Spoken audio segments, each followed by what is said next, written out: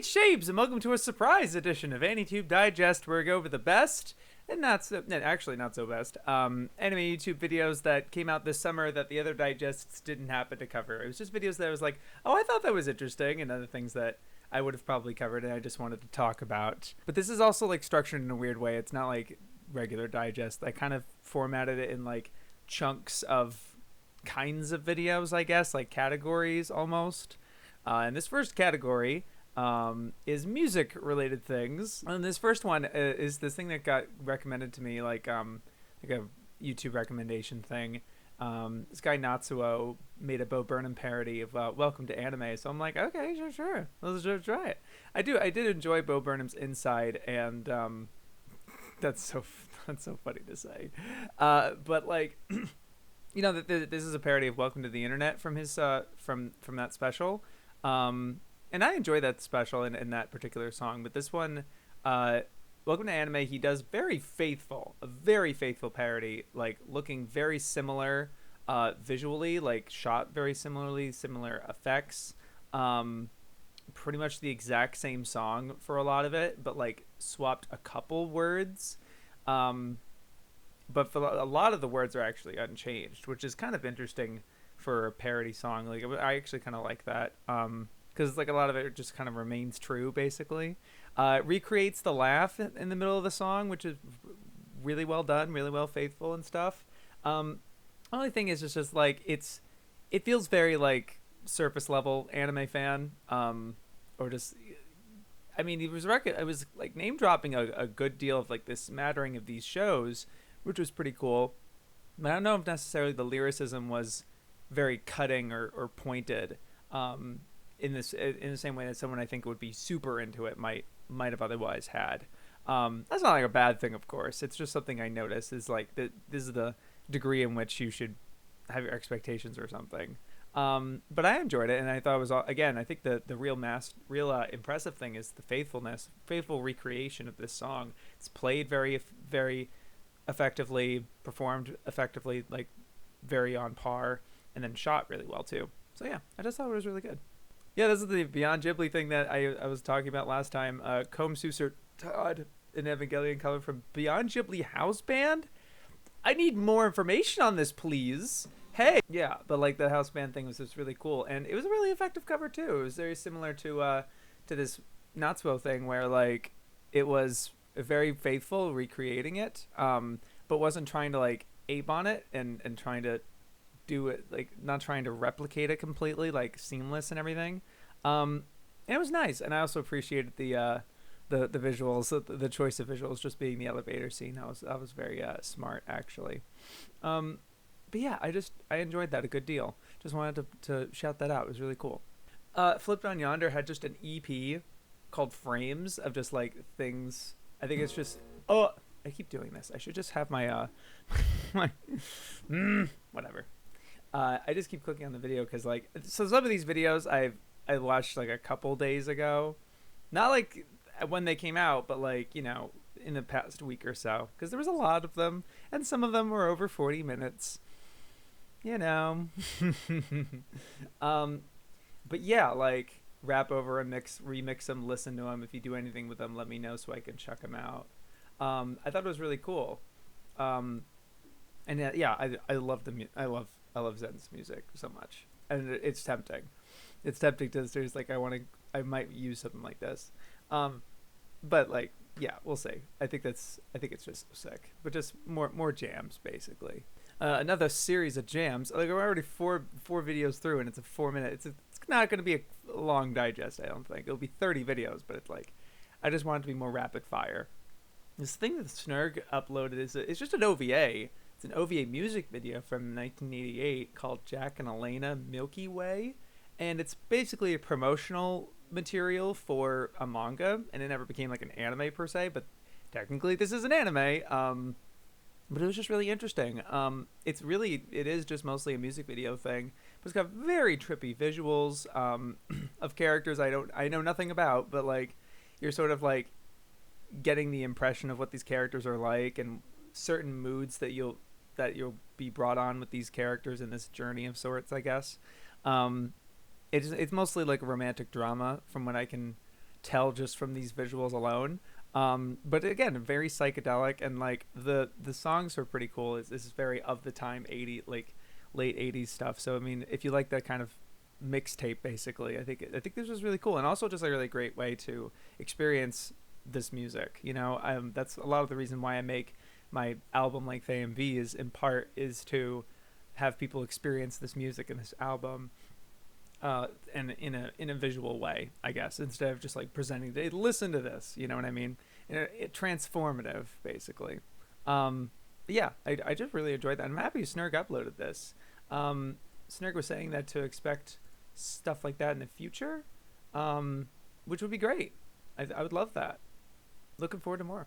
Okay, so there's a thing I'll talk about later that I was listening to the Anime Lockdown live stream, the online Twitch anime convention sort of thing. And I was trying to go to one panel, and in waiting for that panel to start, there was this thing that was playing, and I was just like, oh, what? And I found their channel, and their upload of it, I think.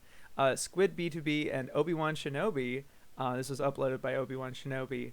And this is their performance at Anime Lockdown. And it's really not them talking too much. It is just the two of them doing their set.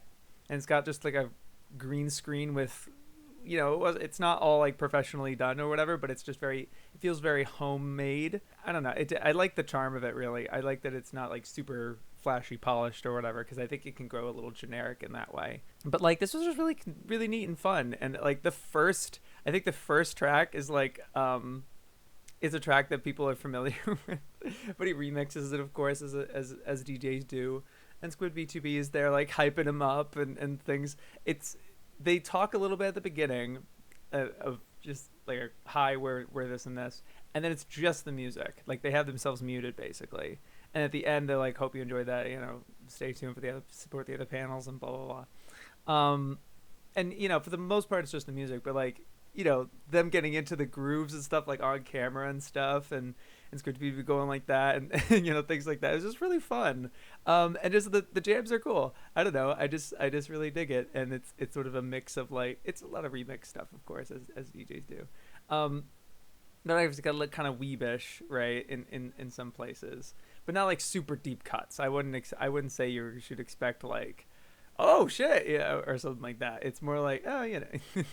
But I don't know. I just really liked it, and these are just a bunch of jams. You know, I think I just like that YouTube can be a place for that. And it's just something that's nice. And I hope he uploads more. I hope to see more of him. Actually, I think he's a good on-screen presence. But no, I hope to see more from Obi-Wan Shinobi. I think it was really cool. Now for a different category that's not like, it's not video essays per se. It's a mix of like ramblings and some other long form things and other things like that. But this first one's more of an update video from BobSamurai.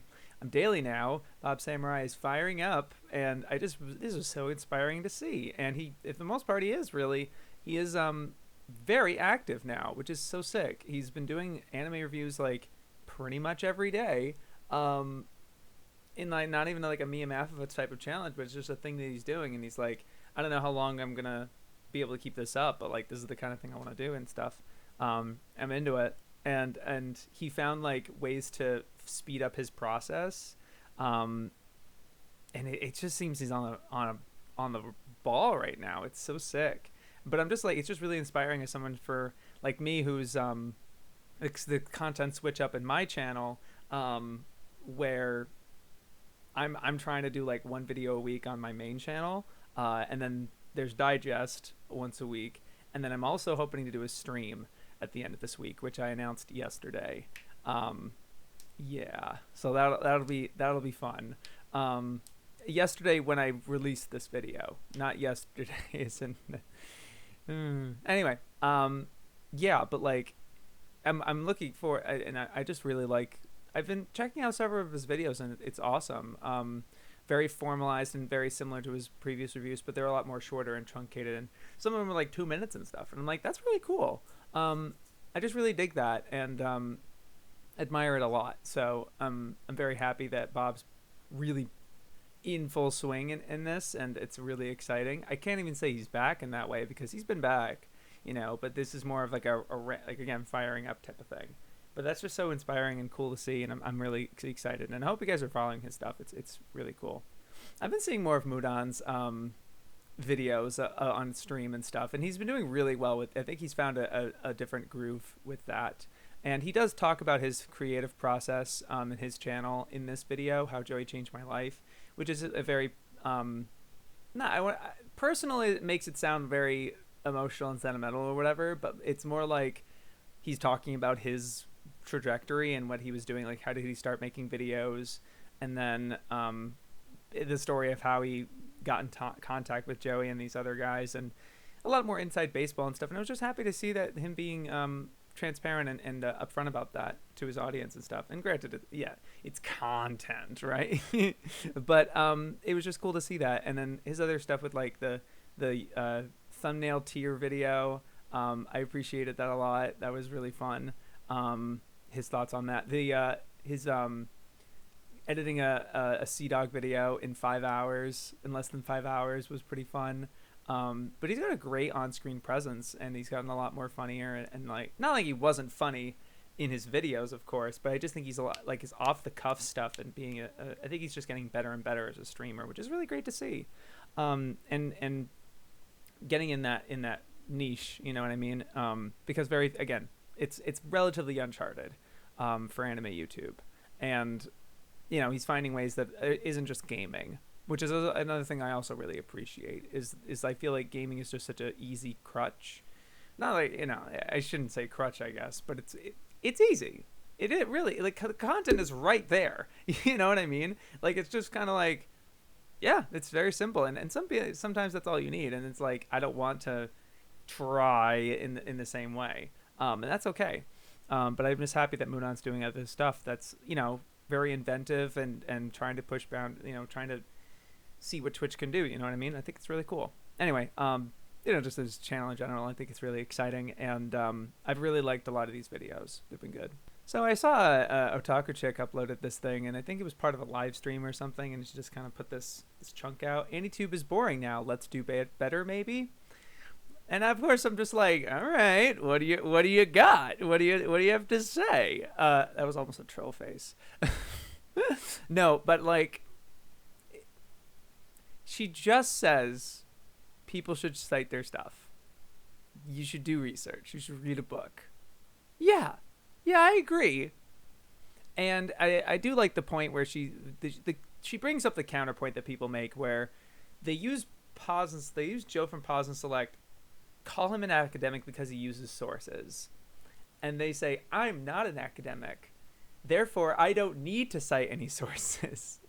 And she kind of calls that straw man that's kind of bullshit. That's not necessarily a straw man, I guess, but it's just bullshit, right? Because Joe himself doesn't consider himself an academic, sort of thing. But she's just very upset about this. But my problem, and I don't want to say problem, I guess, because it's off the cuff. It's just part of a stream or whatever, and it's not like I have a big deal about it or nothing like that. My thing is twofold. It's like, I would love to see.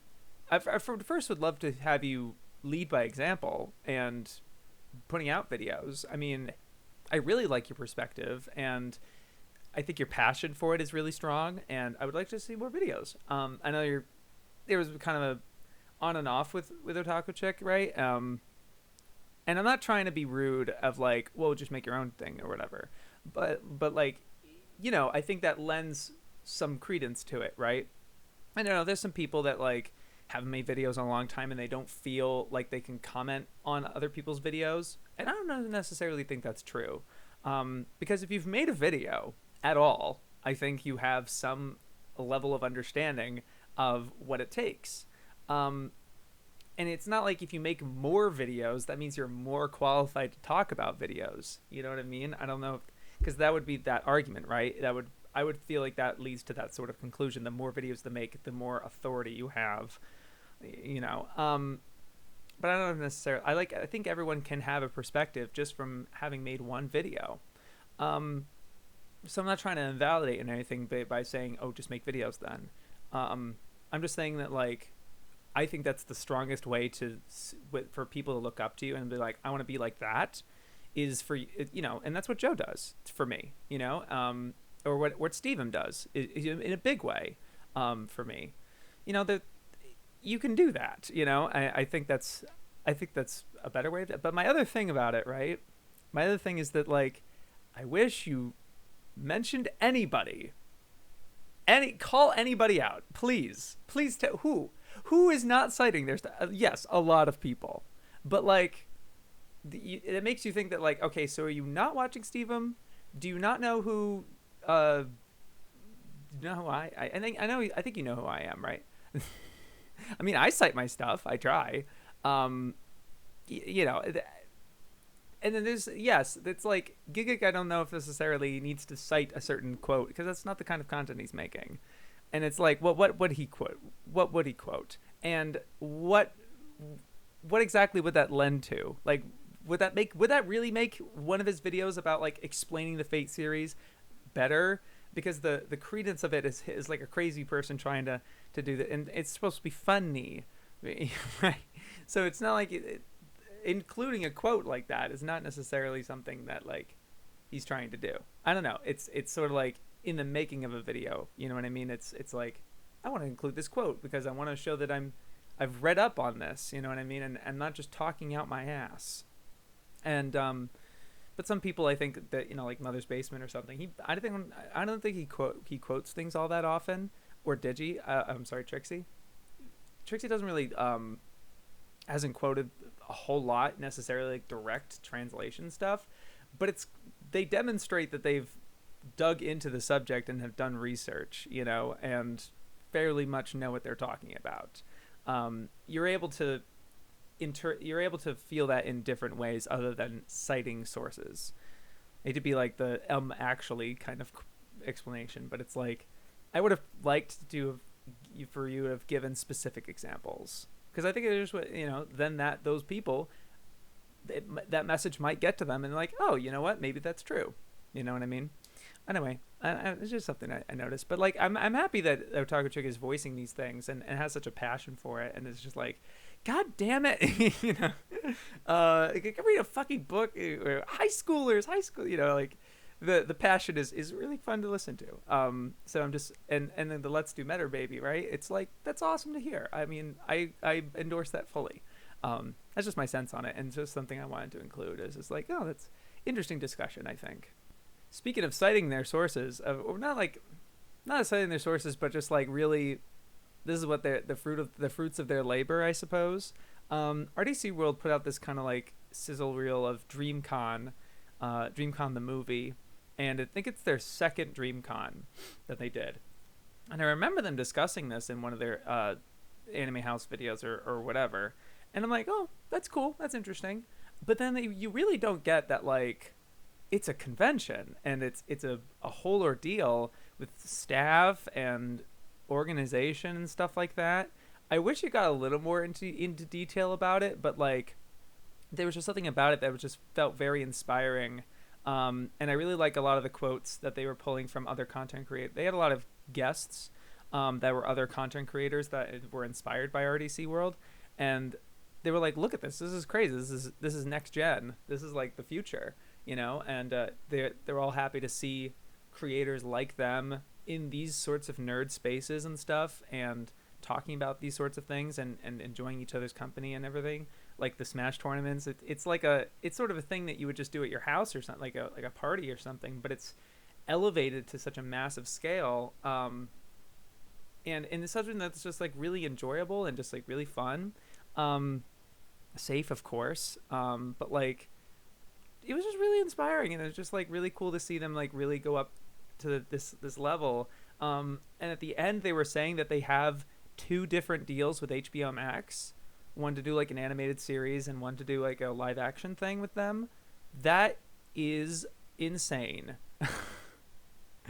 That is incredible. I also saw that they like went to the Space Jam 2 premiere and like met LeBron James.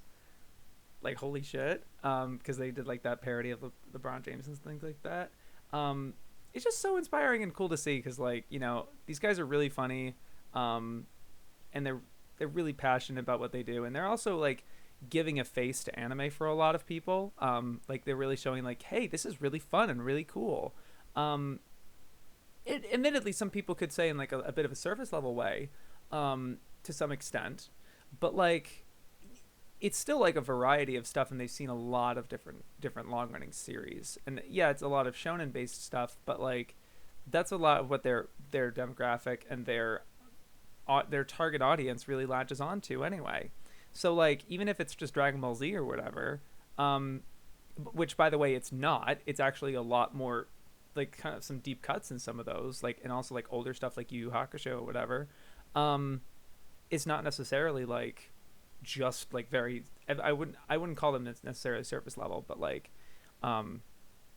you know, I just think I'm just really happy to see this face, and they're helping to push anime more mainstream, which some people don't like, but like I see it as you're literally getting more people to watch this stuff, and that's what I care about a lot. As I've voiced multiple times. But yeah, no, it's just super inspiring and really fun, and I just like this video a great deal. I was really happy to see it. Just a quick mention of Yakyu-kyo no channel. Is that the baseball related channel, like the baseball anime channel?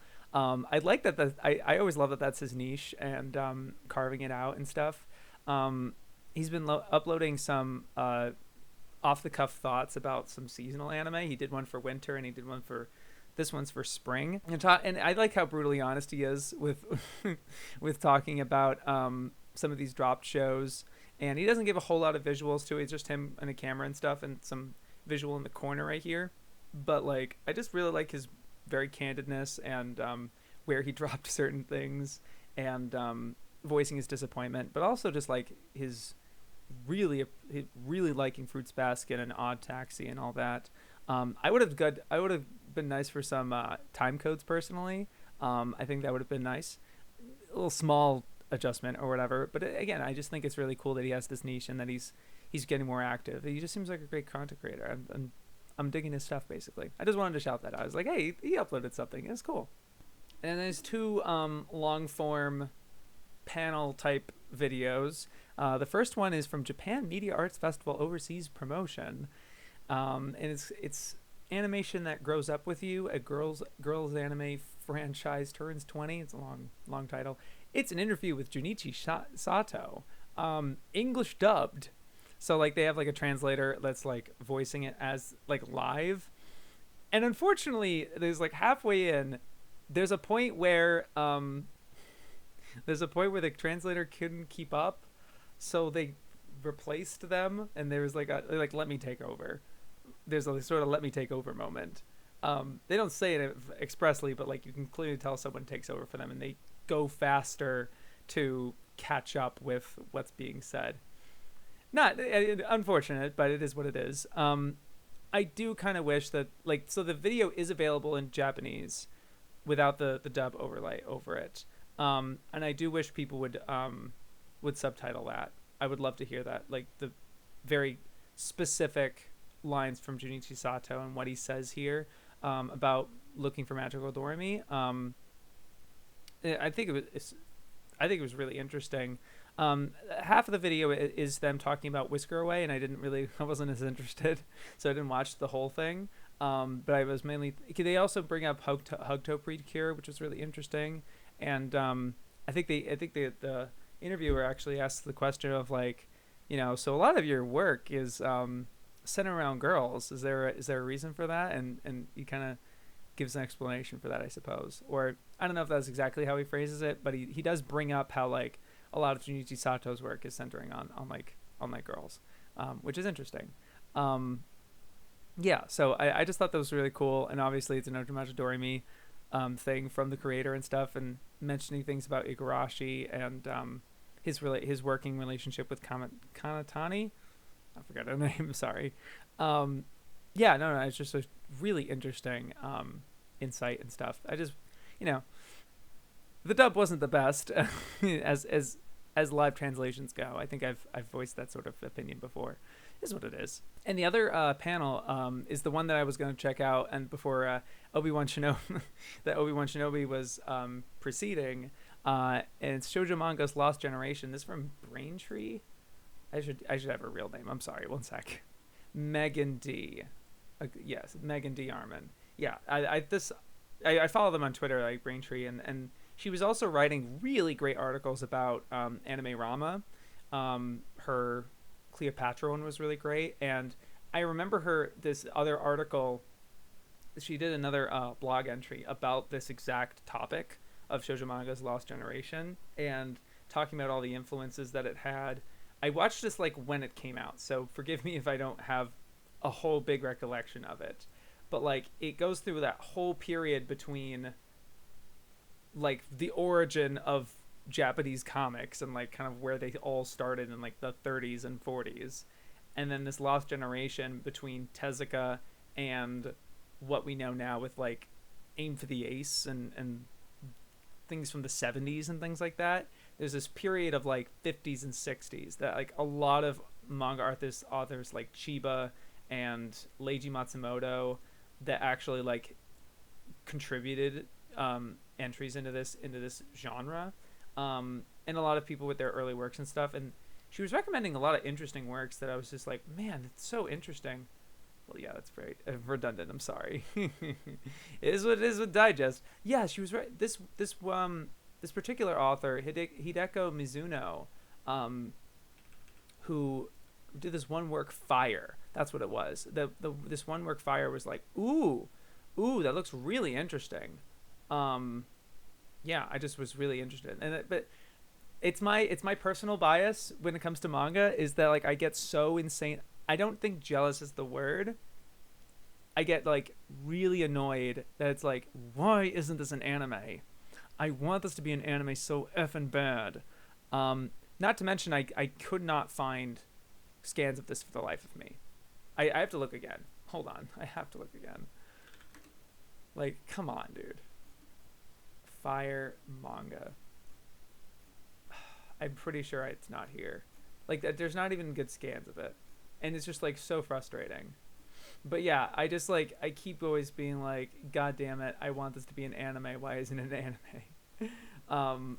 Or like if it's a new manga, I'll be like, I'll wait for the anime sort of deal, and then I don't watch the anime.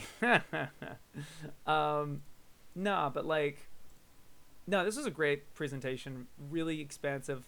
It only had like 10 minutes for questions. Worth of questions, but like it's pretty much like a whole hour.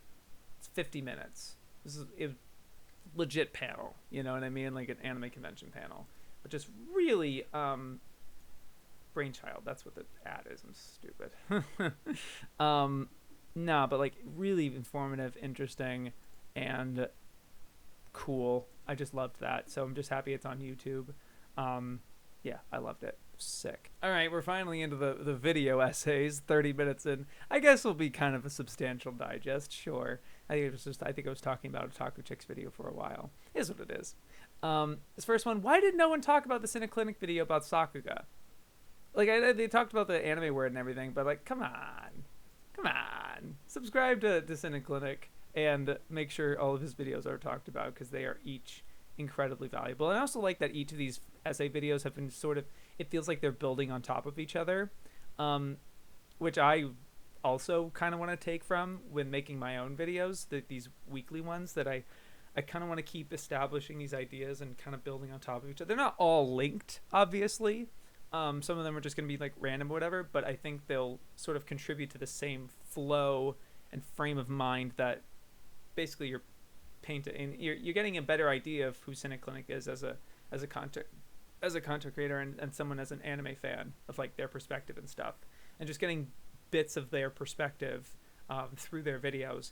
I feel like that's just so hardcore YouTube. That's just so essential, quintessential, like yes, perfect type of thing. It's just like excellent. Like his videos are just freaking excellent. So like it's polished in the exact same way, and I just really, I'm so jealous, dude. But yeah, so he's talking about Sakuga, and it's like, what is it actually? And it's, addressing the fans and things like that, and the nuances actually, and how Japan uses it. I really like the point where people might think, oh, where are some good Sakuga moments in Bleach? And they might list like 10 episodes. And then the Japanese fan would be listening every single episode, because Saga is it's more about the individual drawing. Yeah, and there's a lot more nuances and things like that. Yeah, I'm just like, this was another kind of like, except he puts out videos like a month each, and I'm trying to do that weekly, so it's like, I might be a little more scant personally, but like, that's sort of the direction I'm hoping about it. It's just like really sick. But yeah, please watch his videos. Jesus Christ. Imagine, or Ginkotaku was the previous name, but Imagine, my biggest mistake, Black Hole. I'm happy he's back. I'm happy he's making videos again. You know, it was cool that he takes like a break and has to like kind of compile himself and figure things out, right? But he's been getting a lot more active, which is really great to see. And I think you can tell with like each video he's just getting more and more confident, more articulate in things. Not like he wasn't before, but it's just like, you know, more engaging through the whole video basically. And so like this one, obviously I'm a bit of a sucker for, because I'm very much of the sentiment about Black Clover. A lot of people, I think Gigguk made pretty much a very similar video about this. But I really like Imagine's take here, and you know, really appreciating, respecting it in that way. I just thought it was neat, and I'm just happy to see him making more videos and stuff. Just wanted to shout that out. It was like, hey, he's making more videos, and that's awesome. Good stuff. I don't know if I talked about Manime Matt's video on We Need to Talk like a couple months ago. I probably did, but I do want to talk about his latest video of What's Worse, Ecchi or Shoujo Trash. I just really like how no holds bar and casual he is about talking about anime now. I especially at the beginning, he's like, you know, I actually haven't talked about anime in a while, so let's just do it. And brings up this very this very particular observation that, like, I think if he made this sort of video in his previous style of like very deliberate, concentrated essay type video, I think people might have had more kind of weird feelings about it. Or I might have been like, but like in this sort of more casual setting, there's like things that I like and things that I've observed. It makes it feel more like, oh, that's interesting, or just like that's a cool perspective. I just think that it was a lot easier to take in as a fan, as someone, you know, and not trying to, because like he wasn't trying to be as definitive or just like authoritative. I guess authoritative might be the word for it. And I really like the narrative device of this video being more of like, what's worse? But he's really trying to give the comparisons between the two, and that there's actually there's a lot of similarities between. And when he's talking about shoujo trash, he's talking about like reverse harems, I think, which is fair. And I think I've had the same thing. But yeah, like they're both kind of fairly vapid character, with like objectify like treating characters as an object. I really like the distinction he made there. He's kind of tiptoeing around. He's like, look, there's really nothing wrong with fan service. I love it. It's, you know, sort of deal. I really enjoyed that. Yeah, no, I thought the casualness of this video was really nice, and I think he's getting more and more comfortable and stuff, and it's just great to see. And I was just like, that was good. I enjoyed that video, Matt. I think that was cool. I'm happy to see you talking about anime, but also just like other things too. The variety of, I think another video of yours was covered previously in the summer, but I'm not sure. But anyway, I just thought it was really cool. And also BaronJ's back, talking about Neon Genesis Evangelion, and you know, I actually didn't register when first clicking on this video that like I had actually completely forgotten that he said that he wanted to stop talking about anime, not like a hard, cold, whatever, but he wanted to move on to, and he wanted to try to expand his content out. But like, he's very honest and vulnerable, makes himself very vulnerable in this video, like the beginning of talking about he had like kind of a loss of self, or just like had a lot of anxiety, and the past year was just doing a number on him emotionally and mentally. And so he has this like little pep talk with this person, and it's like with his previous, because that was the thing he used to do with his previous videos. He had like a 2-person conversation with himself. But they had this thing with like yeah, you do want to talk about anime though. It's the thing you really like talking and thing you like to do. Um, and it was pretty again, of the vulnerability to really own up to like, I don't know what I was doing with this content store thing. Like he just, I don't know what it was, and just being honest about that, which was really cool to see from someone in their content and stuff, because a lot of people don't admit that sort of thing because it's very hard to do. It's just like, I don't want to come off as this, that, you know. But it was just really admirable to see from him, and it was not something I was expecting. And you know, it relates a little bit to Ava, right? With the mental state of the protagonist, and you know, in that sort of way. Not like not nearly as severe, perhaps, but just like it did give me those vibes. I'm like, oh, this is a little thematically similar. Although the rest of the video, he really is just kind of like a lot more bombastic and being in front of the screen and stuff with footage in the background and things like that. And he really, I think he just kind of gives like a bit of a plot summary and stuff, but he's like, don't recommend this to newcomers and things. And he's just kind of like flailing a bit of kind of like talking about Ava. It's not very pointed because obviously it's very off the cuff and he's on camera, and it seems very I just need to talk about anime, you know what I mean? And I really like that visceralness of it, actually, and it just made for a really interesting watch. You didn't know where it was going. And some people might see that as sloppy or something, or you know, not as potent or effective or something. But I think it's just something that BaronJ needed to just get out. You know what I mean? And I feel that as someone who that loop-on video is very much like that. Is why my loop-on video is why the reason it's so erratic and schizophrenic almost is it's in the same way, and it's not to everyone's liking, but I think to me, I just like, I was able to see that, and again, the vulnerability and honesty here was really great to see. But you know, I'm happy he's back making anime videos, and we'll see how regular it is. I think it's already been like a month or so since he uploaded this one, so it's like, yeah, it is what it is.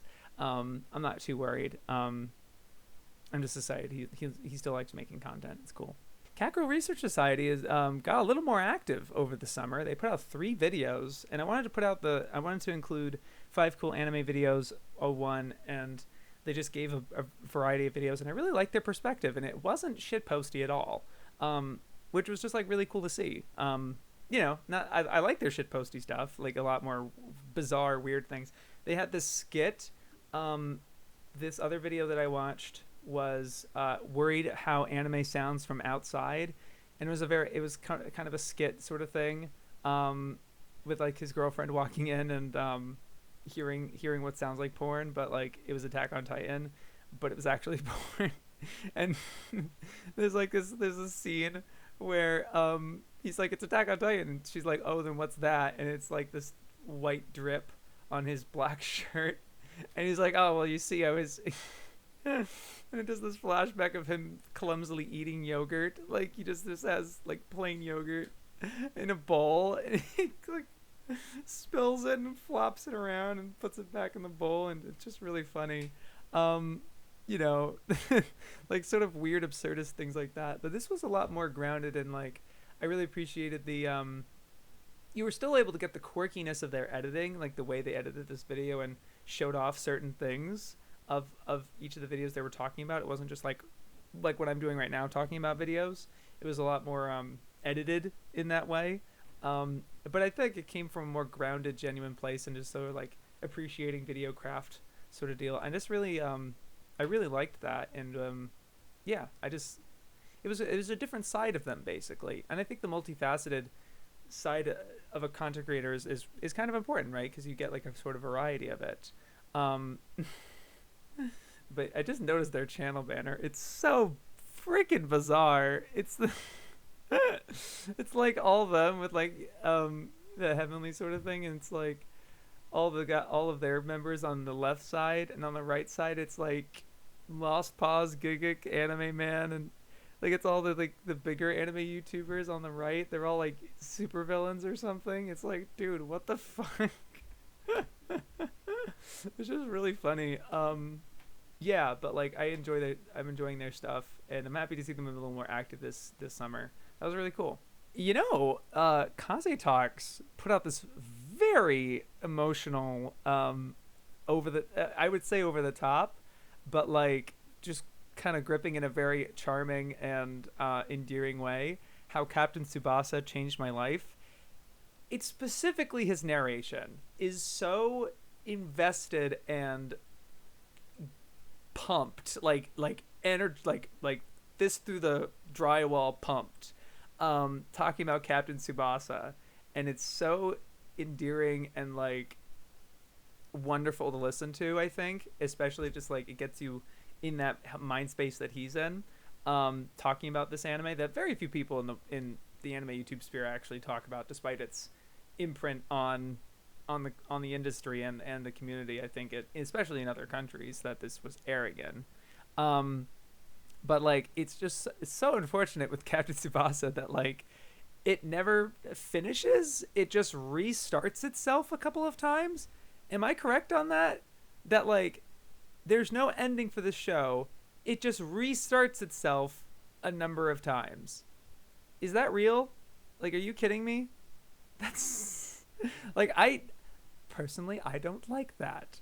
But I'm just like, I made myself very interested in watching this. I especially like his arc of that one kid that like he's super talented and like everyone loves him, but he has a heart condition that he'll die if he plays too hard or plays for too long. And it's very emotional yeah, he's like, yeah, that's classic. That's sick.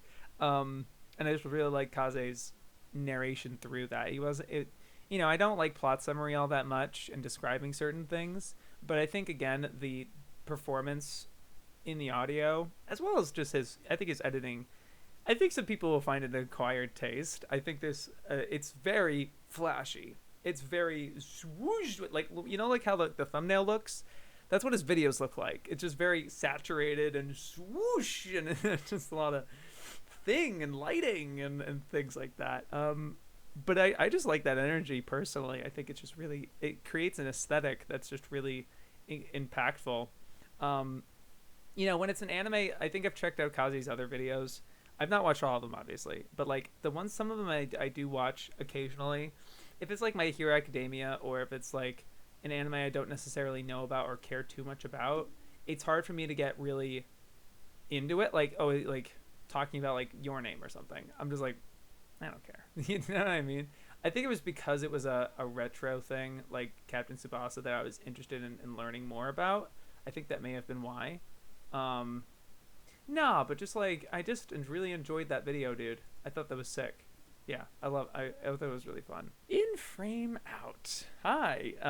I liked this video that he did more of Studio Ghibli films, discovering Ghibli. I was not kind to him in the last time he was in this, and I don't think he took it very well, and I'm sorry. I think the beginning of this video also like kind of subtweets me a little bit. Look, there were some of those movies that you talked about that I was really I do have a personal attachment to, yes, but like, yeah, you got me. Fair. I was a little too harsh.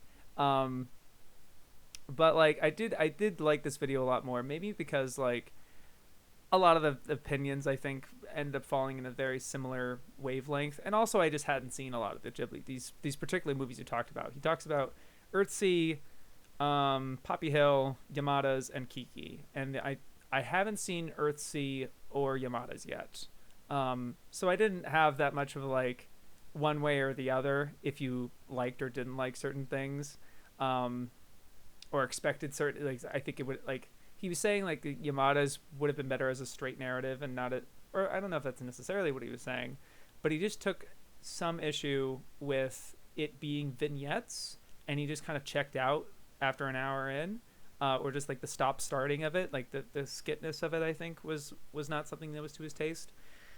And to me, it's just like, I mean, what would it be then? I don't know. I think that's part of its ethos or something, but again, I haven't seen the movie either, so it's like I can't really, so that's the thing, right? I can't even judge that much. But look, I wanted to be more kind to you in this and saying that like I do think you think very thoroughly about these films and very balanced. I think you find a good way to like fine tune and have nice things and not nice things to say about like Poppy Hill, for example. But it, I think I may have said this in my previous review of your other video, that like when you're harsh, there are no held punches. Like it's blunt. It's just really sharp. There's literally oxymorons shapes. Like the blunt and sharp, you're an idiot. No, blunt in the delivery, but like the pointed, it's very sharp critique. It still doesn't make sense, shapes. I'm sorry. No, it's just really harsh. Like some of the things when you say about it's like it's awful or whatever, and it's like, yeah, man, I guess, jeez. And maybe it's just not to my taste. Like you know what's funny? I think it's because you vaguely remind me of Beyond Ghibli, with his way of describing things. But Beyond Ghibli, hardly, whenever I can't even think of off the top of my head how many times he's been negative. But like, I think it's more like, if he has something fairly critical to say, he lays it very gently, and it like includes it, but it's easy to take in. It's almost I don't even like Earthsea. I haven't seen Earthsea, but like some of the things you were saying about it are just so scathing, and it's just like, oh man, and it's like, stop, he's already dead type of thing. And that's not my taste. If you know me or Digest and my taste of videos in general, I do like more positive videos than I do negative videos. And when someone is negative about a subject, it's really hard for me to come around on and end up liking the video overall. I don't have as much of a stomach for like negatively skewed stuff. So it's like that's just what it is, and that's just my personal taste.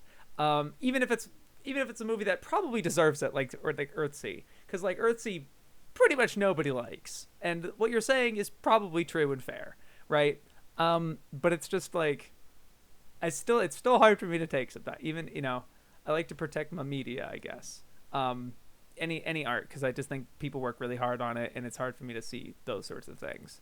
And also, it reminds me of myself when I was like in college, like, or high school, where I was getting more into art and stuff, and was just very ruthlessly critical and elitist.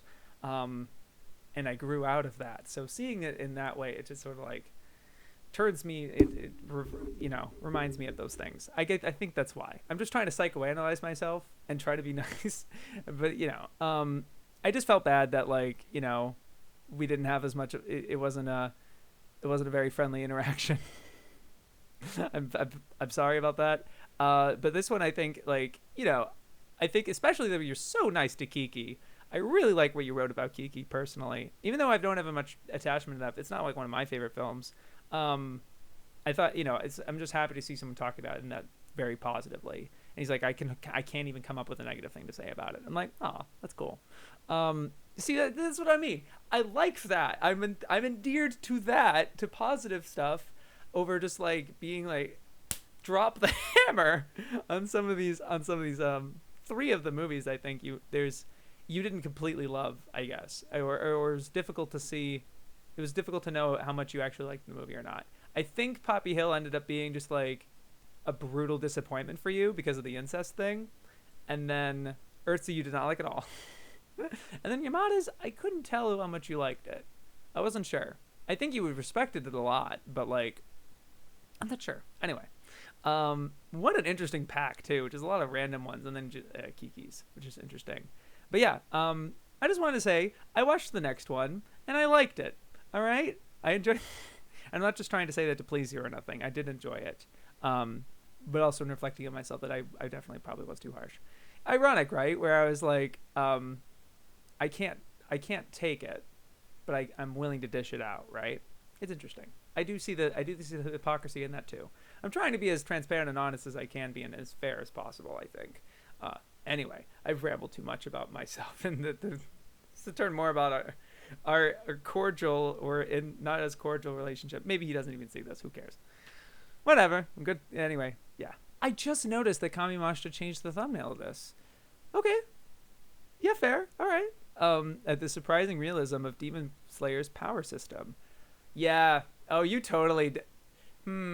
I think you would call this the anime that tells you how to breathe, something like that. Yeah, you changed the branding on this, didn't you? Mm-hmm. Fair, fair. Yeah, but like it's a really tranquil, interesting video, especially the chunk at like the 2/3 mark or around the I don't know where I don't remember where it was at, but like you literally like oh close your eyes, take a deep breath, and like you thought you led through a an actual meditation session in the middle of the video. A lot of people wouldn't do that. A lot of people is like oh you probably maybe it's a bunch of mumbo jumbo or something, and you do lampshade that towards the end, but like I'm just happy you did that. That was just really cool. I really like seeing that in videos. But the analysis was really great, and I like that it wasn't so much about Demon Slayer. You know, again, I don't have much of a an attachment to Demon Slayer in that way, so he's just like yeah. But like, I really liked the focus on the actual techniques and talking about certain things and little aspects, and a lot of the research you put into this. Say, look, the TheOtakuChic, there's someone who did actual research in this and read a book. They did read a book and recommend a book at the end. Here's somebody. Hey, I found it. Anyway, yeah, no, I enjoyed this video a good deal. Also a longer video, but didn't feel like 18 minutes at all. I really enjoyed it for that. Yeah, it was great. Great seeing you. Narmak had a good video. You know, it's because it's not it's not his comedy. You know, I'm not as enamored with his main stuff, but like I really appreciated him having it behind the scenes and talking about the making of his SpongeBob anime. A lot of it was about his creative process and the process of the inciting idea in making it, and he also just like does dabble into like the history of it and why he made the trailer, and then his whole thing with like it getting copyright claimed and then gets shit reposted and reshared without credit. He had that whole thing, and thankfully he's been rewarded back by having 1 million subscribers. I think he has 1 million by now, right? Oh, almost 2 million. Oh, he's basically at 2 million right now. That's incredible. Yeah, but like oh my god, the Naruto thing got 2 million views. I didn't like that video for the record, but no, this was really insightful, and I was just happy someone was able to make that. I just also saw that he made a Q&A about it. That's really cool and exciting. But like him talking about like having to do all the animation himself and the struggles and problems that comes with and that sort of thing. That was really cool to see, and I was really happy to see that. Kind of shallow, I'm sorry. Not very pointed, but like again, his creative process and like, oh, I worked with these composers to do the music. I hate doing background art. Things like that. It was just a lot of different observations and things. I just really enjoyed it. Yeah, I just was happy to see that. I think I said that already. I'm so sorry. I repeat myself. It's been an hour, okay? And I have more videos to go. Hey, Mr.FalconPunch had a cool Kimiguri Orange Road video, and very thorough. Talked about the movies as well as the 2 movies. Yes, didn't fully go into the manga, but that's okay. I wasn't expecting like a Kenny Lauderdale style, like talking about every aspect or something. But that's fine. And I like the incentive, like mentioning the inciting incident of how he came to experience it. But I thought we were very thorough about the anime and not trying to be very plot summary-ish.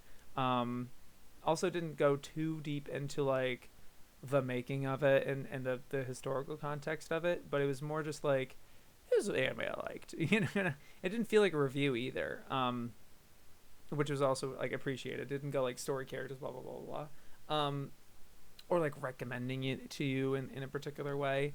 It was very like, hey, I'm reporting from the front lines of why I like this anime. And I checked out the first episode of this and I thought it was just okay.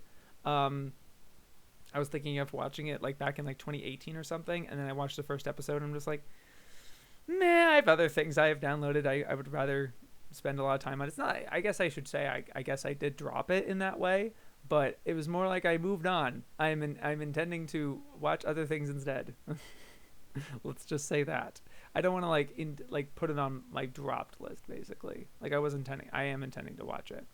But like, yeah, so I just was like really happy to hear your perspective on it, especially the movie. I remember Hazel was watching Kimagure, and Hazel never talks, and I remember her making this AMV about the movie that was just like super visceral and like insane.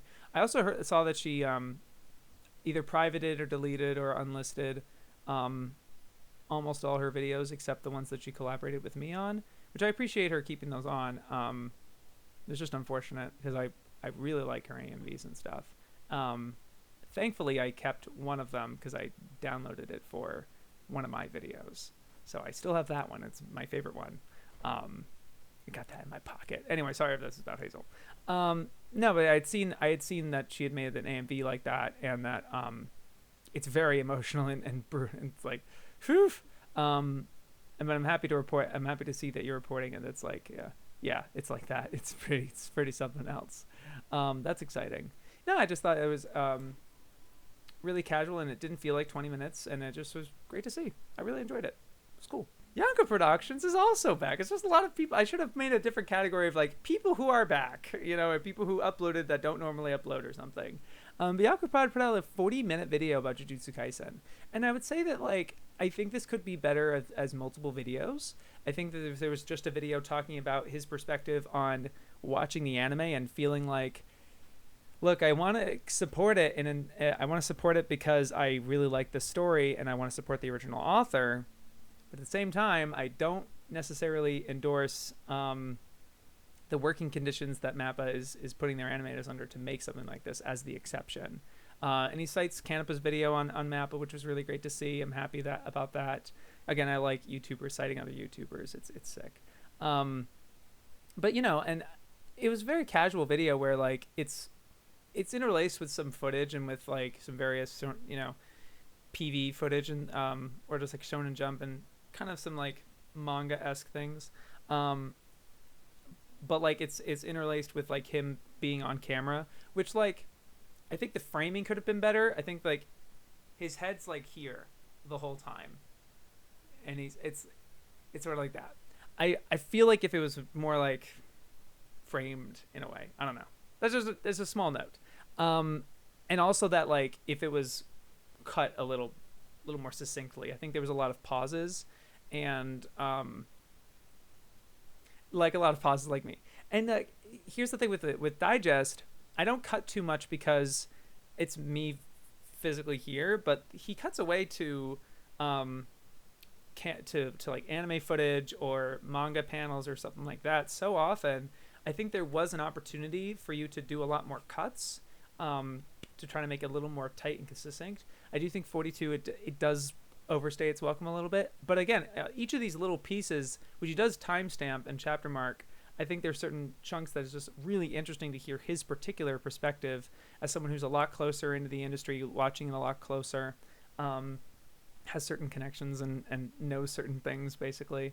I think it's just really cool to see. I think his perspective is really interesting and valuable basically. But yeah, so I'm just happy that he made another video and stuff, and hopefully it's a little comes back with some more consistency and frequency. I'd like to see more videos from him and an improvement. I do like I think this is his first time using Facecam actually, and for a first time it's really sick. I thought it was really good. Again, I think the framing could be better, and I think it could be cut some more, but for what it is, I think it's an interesting direction for his channel, and it's exciting. But yeah, cool to see. So there's an assortment. So I did check out Hazel's video on Vlad Love is a Disaster, but I want to first mention 2 videos that she pointed my way from content creators that she knows about that were a lot smaller that I had no idea about. One of them is 500. This one's Armuta has 500, and Coffee Cake also has 500 at the time of me recording this. People can go quick sometimes. But like Armuta's video on Fire Punch and Empathy for the Other was really emotional. I just think the delivery was really gripping, and it was like tough for them to actually to do. You can tell it's very emotionally challenging and charged because it's about Fire Punch's trans character. I forget their name. Forget his name, but it was just like I will admit it was a little confusing for me of like, wait, so how does the story introduce them as? And like, because you're thinking it's sort of like a dead naming trans thing, but it's apparently a subversion. But I don't want to explain exactly what it is because I kind of don't understand it myself. It didn't really fully wrap my head around it. Armuta mostly is concentrating on the scene after, like a scene later, like a one-on-one conversation with the main character, Agni, I think is his name, the Fire Punch guy, with this character, and how brutally real it is. It's not clean. It's not a happy ending. It's brutally sad actually, but it's something that just feels very genuine, and it feels like that the author actually can kind of understand trans issues in some way. It's like, yes, this is a thing we deal with. But it was just really emotional, and like, again, the narration really sells it. It's just really gripping in that way. And I like the editing on this too with the manga panels, but like it's the opacity trick. It's the opacity layers with like darken or lighten or something behind like a wintry gif or looping background with some sound effects, as well as like the embers and stuff like that together. I think that was really cool. I think the visual aesthetic, I think it was really interesting, and really liked seeing this. And so I was obviously subscribed, and looking forward to more content from Armuta. It was great. And the other one is from Coffee Cakes, the anime that helped me come out of the closet. And this is a lot more of a Hazel video, I think, like a Hazel-esque video, with like the cutaways, some of the jokes, the mood in general. I think Coffee Cakes, wears a good influence here, and I really enjoyed it. It's a free video, but also a bit of a Kuroko no Basket video, and some other things here and there. I like the kind of smattering of stuff, which is very similar to Hazel as well. And I just really like the humor here, the honesty, some of the analysis and things like that. And we're talking about free in a really cool, casual way that doesn't feel like super earth-shattering or anything. It was just a really casual, really fun listen. And so and of course the editing too. I think it's well made too, of course. It even does the thing with like the patrons are like somewhere in the middle of the video or something like that, which is what Hazel does too. Good influence. No, I can tell, and I'm not just like making an arbitrary connection. Hazel literally recommends this and then has a comment under the video, right? So it's like I know there's a mutualness, a mutual there. Anyway, no, but I just really enjoyed this video too. I'm sorry I don't have as much to say about like Armuta's video. Granted, it's because I watched this one 2 days ago and then I watched Armuta's yesterday. But again, it's just like it was really cute and funny and endearing. Good video. I really enjoyed it. But yes, I did see Hazel's video on Flat Love is a disaster. And look, I wasn't expecting Hazel to be this negative towards Vlad Love. It came off as quite the shock, actually. Because, like, I was sort of I don't know, like an endearing disaster, right? And she's like, no, not even an endearing one. It's like a real, I was very upset. I was very disappointed in it. And I was like, damn. And like I said about In Frame Out, I have a bit of a bias against this kind of content. When it starts, it's a negative video, I kind of recoil a little bit. And I still like Hazel a lot. I still like Hazel's like tone of voice and write it, and like the flippancy and the cutaways, and it still feels like a Hazel video. It's just very awesome and engaging. But it was still like negative. But she does turn it around in saying, it's like, man, I hate doing this stuff. I hate being this negative. Let me talk about something I do like. And I'm like, yes. That's so me. That's so my ethos. Oh my gosh, I have so much earwax built up right now. No, but like, it was so sick. She ends up talking about this. I don't even remember what it's called. Yamibo? Is it Yamibo? And like I think Roger talks about this one. I think Roger, it's Yami Toboshi no Tohon no Tabito. I'm pretty sure this is the one that Roger was talking about with the little, he sends screen caps of this all the time, of like the little chick the little chicken, little small chick. You know what I mean? His little mascot. I saw it in the footage of this, and I'm like, wait, is that the same show Roger knows? Like, is the only one that talks about? Holy shit! Wow, that looks incredible. I really liked the analogy that Hazel puts of like Vlad Love is like watching a car crash, except the two cars are running very slow to each other, and they come to a complete stop right before it ends. Whereas this show is two freight trains, two speeding bullet trains.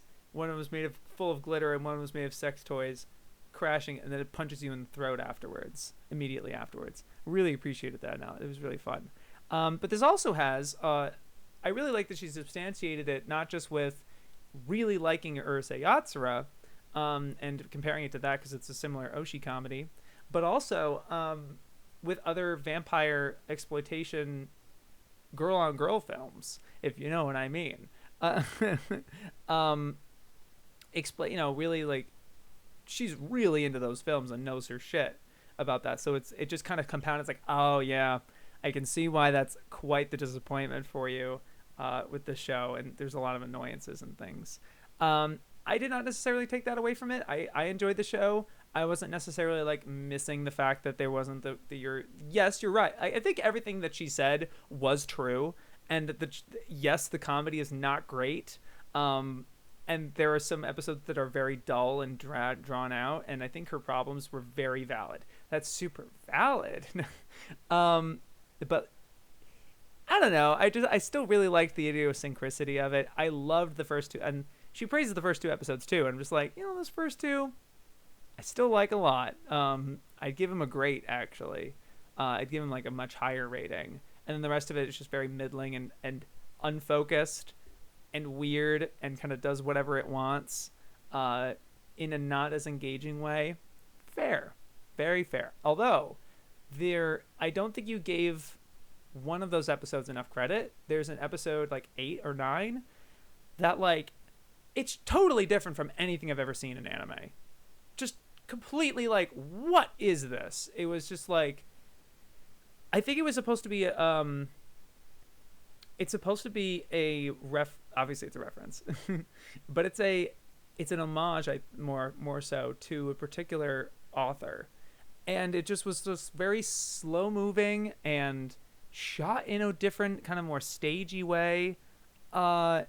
It was weird, but it was like really interesting and different. And that particular standalone, and like, yeah, it didn't have to build to anything. It's like, I can imagine that compounds on the disappointment of like wanting to see these characters grow and do something, I get that. But I can't help but really appreciate and respect the really different that the show is presenting in some ways. And obviously the whole gun thing, right? That's like stuff like that. It's just like, wow. But yeah, Hazel, yeah, couldn't deal with any of it. But I was happy that she pivoted it to Yamito Boshi, as well as talking about her appreciation for the exploitation films. Those were really interesting, and I really liked that. Although the video ended kind of bitterly, I think, being like, you shouldn't watch those either. You probably shouldn't watch Yamito Bo either.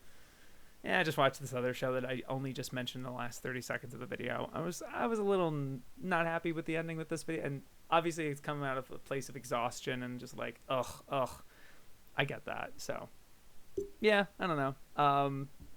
Would have had it. Wish it would have ended better, but still really chaotic, hectic. Oh my God, something to talk about this video. It was something else. Pretty cool. Great MercuryFalcon video, dude. I'm so happy he's got 10K. That's so sick. I'm so happy. And he's just chugging. He's going for it, man. It's sick. It's well deserved, I think. It's really well thought out. Especially this one, How Toei Changed Sunday Mornings, the Toei Fushigi comedy series. And it's the whole and he's like, I liked the mention at the end where he said, I just wrote these off as some freaking parody spin-off nothing burgers that are just like not tokusatsu, that isn't the big three, that isn't the big like Ultraman, Kamen Rider, Super Sentai, whatever, just some nonsense whatever. But like it was actually kind of like specific and had a lot of stuff to, and some of it was actually really good. Like the both of those detective shows I actually do want to watch. I actually unironically want to watch right now. I will say I I'm watching Kamen Rider. I've completed 2 of them, and I am on my 3rd Kamen Rider. They're all from the 2 of them are from the Heisei era, and one of them's from the Reiwa, like the brand, like one of the brand new ones. Yes, it was 01, not Saber. But I did watch 01. Okay, you know now one of them. But yeah, like I'm really liking them a lot, and it was just really interesting to hear from this, and like the suit actor for one of those creatures that was like the ET alien thing, that like the actor, they were like, can you skateboard, and he was able to skateboard on this freaking small little thing. That was really impressive. But I really love the detail of it and the balance of explaining the show itself and talking about it versus its context and making of it. Really effortless balance done by MercuryFalcon here. It's just really great. Yeah, I just really enjoyed this video, and it did feel substantially long in a 45-minute video, but in a way that it was like, I was really happy. I wasn't feeling the length at all, because it was just like, yes, I want to see each of these pieces and how much is it going to talk about each one, sort of deal, and what's next, sort of deal. It was just very momentum based in that way, and it was just a great watch, really fascinating. And if you're interested in the live action and the tokusatsu stuff at all, I think this adds to your knowledge base tremendously. Damn, no love for the anime alphabet, huh, guys? Damn, I would have talked about these every darn week, and I probably will. But like, I don't think anyone talked about Attack Number 1, or maybe I did. I don't remember. Trixie's anime alphabet, I love the concept, and I really like that they're very substantially big kind of videos, and they're more holistic, talking a little more plot so than and Trixie's personal feelings about the show, like a little bit of a review, as it is of contextual, like introducing the show to people. I thought Attack Number 1 was just really great to see from someone like Trixie, after Mary and B built that foundation. I really liked seeing Trixie's perspective on it. And then I watched B is for Bishoujo Senshi Sailor Moon, and this was really different. I was happy that how different. Not like I'm a big aficionado with Sailor Moon, and that I've seen a bunch of videos about it, but I'm sure this is obviously a very saturated video topic, right? So like the process of explaining where it was coming from, and really emphasizing the fact that it was a manga and an anime that was running simultaneously.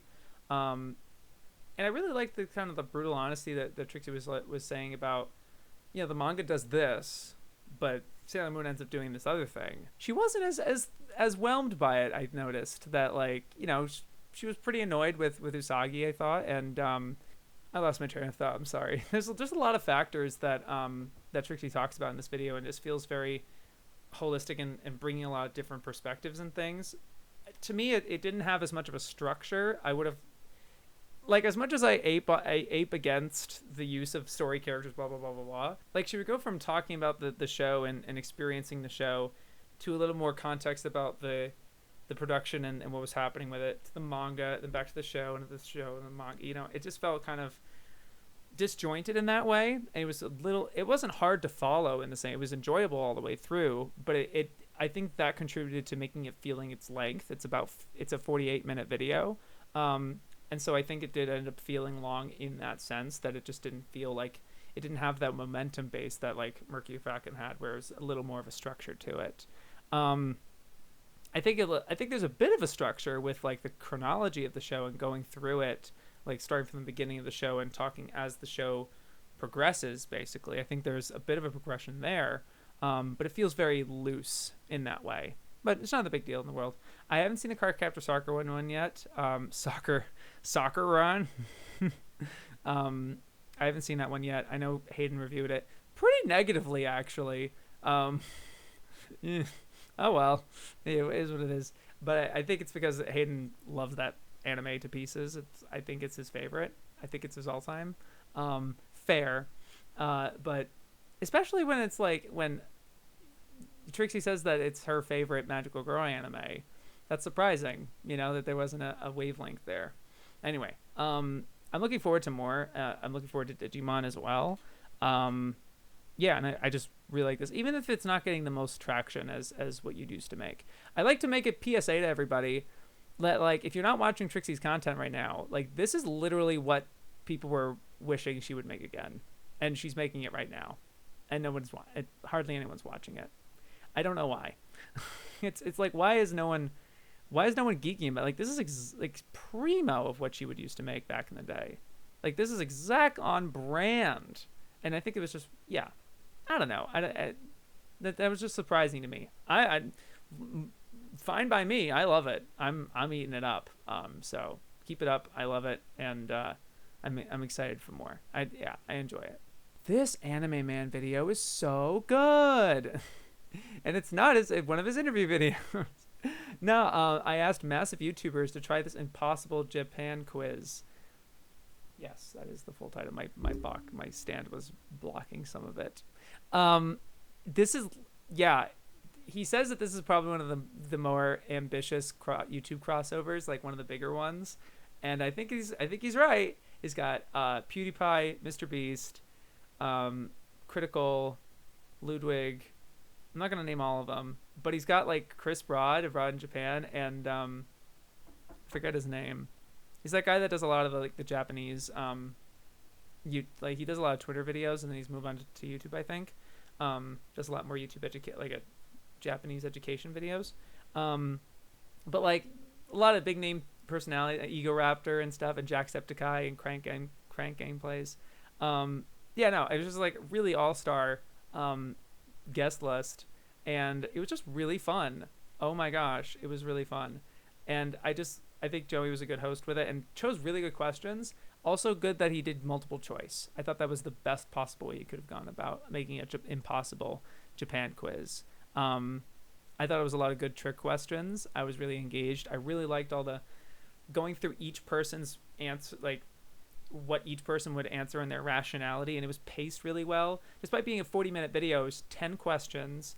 Each person, I don't think anybody really got, there may have been one or two, but like it seemed like everybody, you saw their thought process of which answer they're going to go with, and you could tell which one was going to be the right answer based on certain people. Like, oh, they know.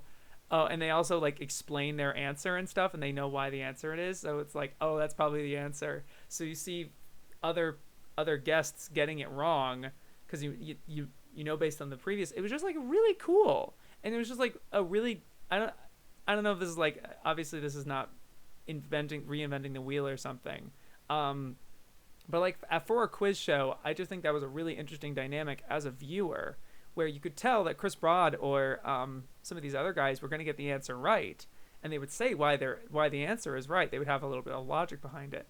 But then you see the other people's logic, and some of them accidentally guess correctly or kind of have a random guess or whatever. Like Mr. Beast was doing a lot of that. Like he pretty much didn't know the answer to anything, so a lot of it was just like random guessing and things like that. And that was just really fun that was endearing in its own way. I think kind of bringing it up in that way was fun. I think the guy Tectone, I think was his name. He had I think he got 1 right out of 10, but he had just like a really great energy to him, and every time he got it was like, oh, you know, they still made it entertaining, which is great for, of course, these guys are literally, all of them are at the top of their game of their respective fields. It's great to see. But no, it was just fantastic and really fun to watch. I really liked it. It was fun. And the last one I'm going to talk about, I admittedly haven't seen the whole video because I want to watch this anime myself, blind, and thankfully Twitter has been very nice in not watching this show. So I'm going to be very happy to watch it pretty much completely blind. Sunny Boy All in the Details by Nearly Unread. He goes through the first 4 episodes. So I watched the content of the first episode just to get a feel for it, but I didn't want to watch the others because I don't want to be spoiled. But the first 4 of basically listing off a bunch of details, similar to my Megalobox video, which is like listing a bunch of observations and references and stuff. It was that, but just a lot of I wouldn't say arbitrary. I would say the selection of like what he counted as a detail and like how, you know, the criteria I think is ambiguous or vague, but or whatever word I was trying to say and trying to defend. I'm sorry, but like the actual like choices were all interesting. And giving different, it's like, oh, this detail they show us here, that it's a very show don't tell anime. So it's like this detail that they show here, but nobody in the show addresses it. For example, the clock keeps like ticking a few seconds till 12, and it keeps showing that over and over, like in different parts of the episode. That was a detail I did not necessarily register from watching that first episode. I watched the first and I haven't seen the rest, obviously. But it was something I hadn't noticed, and he was like, yeah, so that's it must mean that they're stuck in a time loop. I'm like, oh, you know what I mean? So little things like that, and details, which was really cool. And I liked a video like this, and it felt a lot less, it felt lower stakes than his bigger, more elaborate episodic reviews. And he said that like there's no way I can properly do one of those with this kind of show, and I thought that was really cool and interesting. It makes me excited for further content from him about this show and him digging into it. I'm happy there's a show like this for him too, because like, you know, he really thrives on these more conceptual, really detailed oriented type of shows. To really sink his teeth into. But I was just really happy to see more content from him, and hope he's doing well. I don't know how I don't follow him very religiously, obviously, but like, you know, there was that whole content campaign, and I feel like that may have wrapped up by now. It's been a while, but I wonder how that did. I wonder if that went well. I'm just interested. But it's good to see he's moving into this new show, Sunny Boy. It's pretty cool. Yeah. Whoo! So that's all the videos from this installment of AniTube Digest. Thank you very much for watching. The playlist of all these videos are, of course, in the description. Thank you to my patrons, including Austin, Boo, Kuiper, My Anime Pod, Najbeb, Nicholas, Saxon, Unique Namosaurus, Victor, and Yellow Cheese. Again, I'm trying. I think I might. I was just waiting for a new month to pass by, but I'm going to update the Patreon to be something a little different. Trying to make my stuff more uniform and up to date with certain things. Anyway, hope you guys enjoyed that. Yo, peace.